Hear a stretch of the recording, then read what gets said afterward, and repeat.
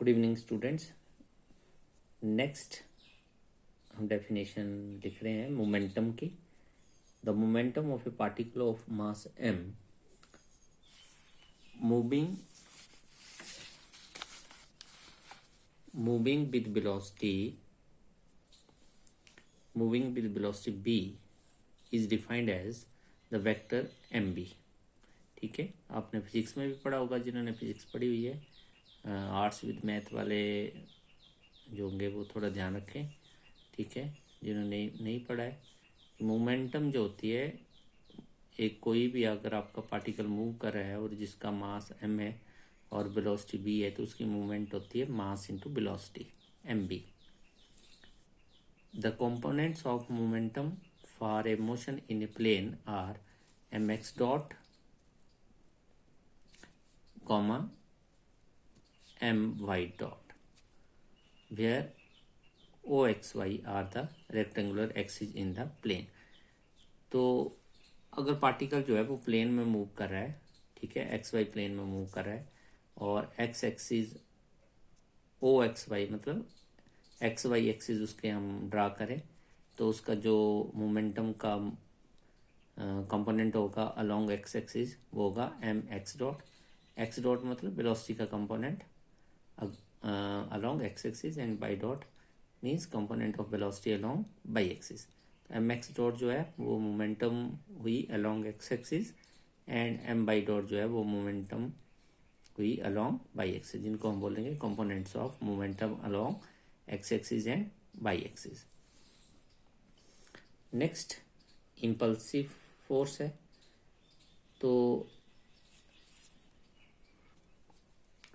Students, impulse क्या होता है कि जब हम कोई फोर्स जो है वो थोड़े टाइम के लिए लगाएं, ठीक है, और वो फोर्स जो है वो बॉडी, कोई भी आपका बॉडी जो है उसकी मोमेंटम चेंज कर दे, तो इसको इम्पल्स बोलते हैं।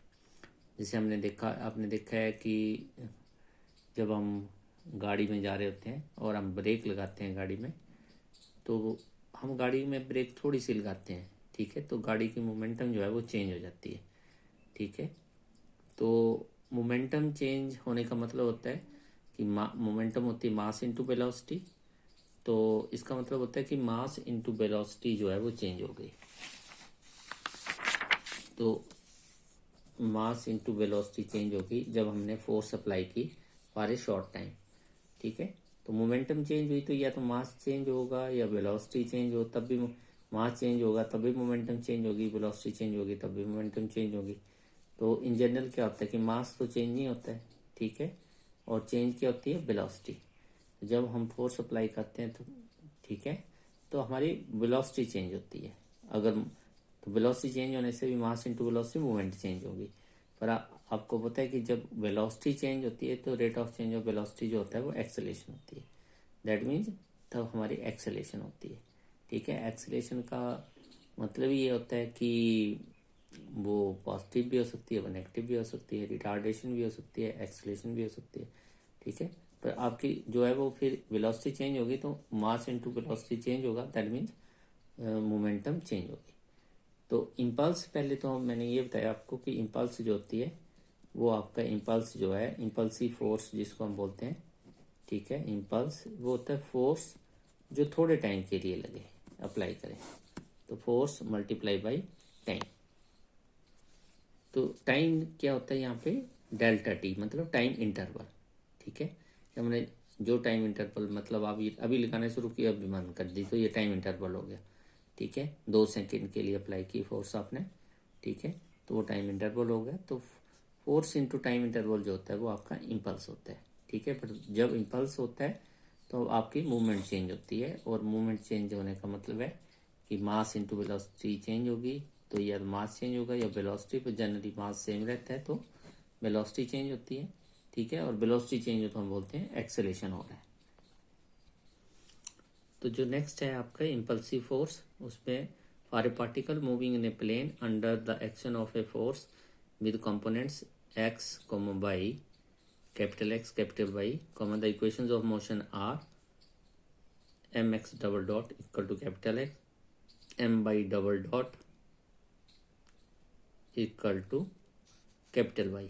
तो ये हमने इक्वेशन ऑफ मोशन जो है वो पहले भी लिखी है, ठीक है। Mass into acceleration equal to force, ठीक है। ये तो फोर्स का एक्स कंपोनेंट है और ये वाई कंपोनेंट है। तो ये मोशन जो फोर्स मास इंटू एक्सेलरेशन है, ठीक है, ये अलोंग एक्स एक्सिस और ये अलोंग वाई एक्सिस। तो multiplying y d t and integrating from t not to t one, ये टी नॉट है, t not to t one, ये टी वन है, कि इसको दोनों तरफ डी टी से मल्टीप्लाई करो इसको, ठीक है, एंड इंटीग्रेट करो from t not to t one. तो क्या आएगा, x d t integral t not to t, ठीक है। और इसमें और इसको हम डिनोट करेंगे, इसको भी डी टी से मल्टीप्लाई करो और इंटीग्रेट करो t not to t one है ये, ठीक है, इट इज टी वन, ठीक है, ये टी नॉट। तो ये बना आपका डेल्टा एम एक्स डॉट, इसको बोलेंगे delta m x dot. Delta denotes the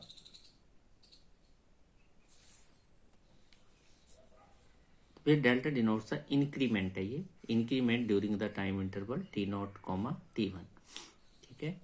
तो जो मूवमेंट में इंक्रीमेंट हुई, ठीक है, जब आपने फोर्स अप्लाई किया तो उसको डेल्टा एम एक्स डॉट से रिप्रेजेंट किया और इसको डेल्टा एम।